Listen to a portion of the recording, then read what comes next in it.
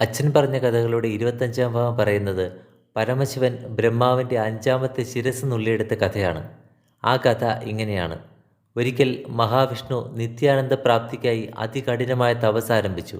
അതേസമയം തന്നെ ബ്രഹ്മാവും തൻ്റെ മോഹശമനത്തിനായി അതികഠിനമായ തപസ് ആരംഭിക്കുകയും തപസ്സിന് ശേഷം ഇരുവരും കണ്ടുമുട്ടുകയും ചെയ്തു.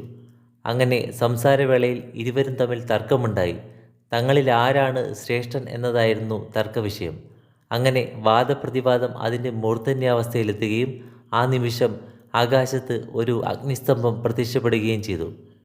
എത്രത്തോളം വലിപ്പമുണ്ടെന്ന് ആർക്കും നിർണ്ണയിക്കാനാവാത്ത വിധ നീളത്തിൽ തങ്ങളുടെ മധ്യത്തിൽ പ്രത്യക്ഷമായ ആ അഗ്നിസ്തംഭം കണ്ട് വിഷ്ണുവും ബ്രഹ്മാവും ആശ്ചര്യപ്പെട്ടു നിൽക്കെ ഒരശരീരി അവിടെ മുഴങ്ങി, നിങ്ങൾ തമ്മിൽ ശ്രേഷ്ഠതയെപ്പറ്റിയുള്ള തർക്കം അവിടെ നിൽക്കട്ടെ എന്നും ഈ അഗ്നിസ്തംഭത്തിൻ്റെ അഗ്രഭാഗം കണ്ടെത്താൻ കഴിയുന്നവർ ശ്രേഷ്ഠനായി ഗണിക്കപ്പെടുമെന്നുമായിരുന്നു ആ അശരീരി. ആ അശരീരിക്ക് പിന്നിൽ പരമശിവനാണെന്ന് മനസ്സിലാക്കിയ വിഷ്ണുവും ബ്രഹ്മാവും അത് അംഗീകരിക്കുകയും അതനുസരിച്ച് വിഷ്ണു മേൽപോട്ടും ബ്രഹ്മാവ് കീഴ്പോട്ടും സഞ്ചരിക്കുകയും ചെയ്തു.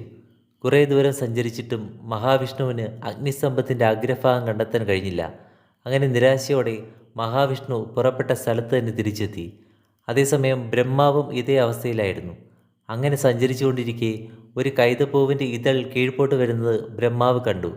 ബ്രഹ്മാവ് അതെടുത്ത് സന്തോഷത്തോടെ പുറപ്പെട്ട സ്ഥാനത്ത് തിരിച്ചെത്തിയിട്ട് വിഷ്ണുവിനോട് പറഞ്ഞു, ഈ പൂവ് അഗ്നിസ്തംഭത്തിൻ്റെ അഗ്രഭാഗത്തുണ്ടായിരുന്ന ശിവലിംഗത്തിൽ അർപ്പിക്കപ്പെട്ടതാണെന്നും ശിവലിംഗത്തിൻ്റെ ശിരസിൽ നിന്ന് താനത് എടുത്തതാണെന്നും ഇനിയെങ്കിലും താനാണ് ശ്രേഷ്ഠനെന്ന് അംഗീകരിക്കണമെന്ന് പറഞ്ഞ ബ്രഹ്മാവിനെ വിഷ്ണുവിന് വിശ്വസിക്കാനായില്ല.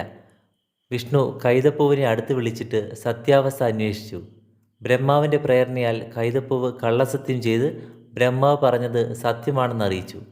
എന്നാൽ അതും വിശ്വസിക്കാത്ത വിഷ്ണു ഇതിൻ്റെ സത്യാവസ്ഥ പരമശിവൻ വ്യക്തമാക്കട്ടെ എന്ന് പറയുകയും പരമശിവൻ ആ നിമിഷം പ്രത്യക്ഷനാവുകയും ചെയ്തു. ബ്രഹ്മാവിൻ്റെയും കൈതപ്പൂവിൻ്റെയും കള്ളത്തരം തുറന്നു പറഞ്ഞ പരമശിവൻ കൈതപ്പൂവിനെ ശപിച്ചു. ഇനിമേലിൽ ശിവപൂജയ്ക്കുള്ള പുഷ്പങ്ങളിൽ കൈതപ്പൂവിന് സ്ഥാനമുണ്ടായിരിക്കില്ല എന്നായിരുന്നു ആ ശാപം. ബ്രഹ്മാവിനോട് കടുത്ത കോപം തോന്നിയ ശിവൻ ബ്രഹ്മാവിൻ്റെ 5-ാമത്തെ ശിരസ് നുള്ളിയെടുത്തു. അതാണ് ശിവൻ ഭിക്ഷാന്തേഹിയാകുന്ന സമയത്ത് ഭിക്ഷ സ്വീകരിക്കാൻ ഉപയോഗിക്കുന്ന കപാലം, അതായത് തലയോട്. ബ്രഹ്മാവിൻ്റെ തല നുള്ളിയെടുത്തോടെ പരമശിവന് ബ്രഹ്മഹത്യ ശാപമേൽക്കുകയും പിന്നീട് മഹാലക്ഷ്മി ആ കപാലത്തിൽ ഭിക്ഷയിട്ടപ്പോൾ ആ ശാപം നീങ്ങുകയും ചെയ്തു. ഉത്തരാഖണ്ഡിലെ ബദ്രിനാഥ് ക്ഷേത്രത്തിനടുത്തായി അളകനന്ദ നദിയുടെ തീരത്ത് പിണ്ടദാനം എന്നൊരു ചടങ്ങ് സംഘടിപ്പിക്കപ്പെടുന്നു. ആ സ്ഥലം ബ്രഹ്മകപാലം എന്നും അറിയപ്പെടുന്നു.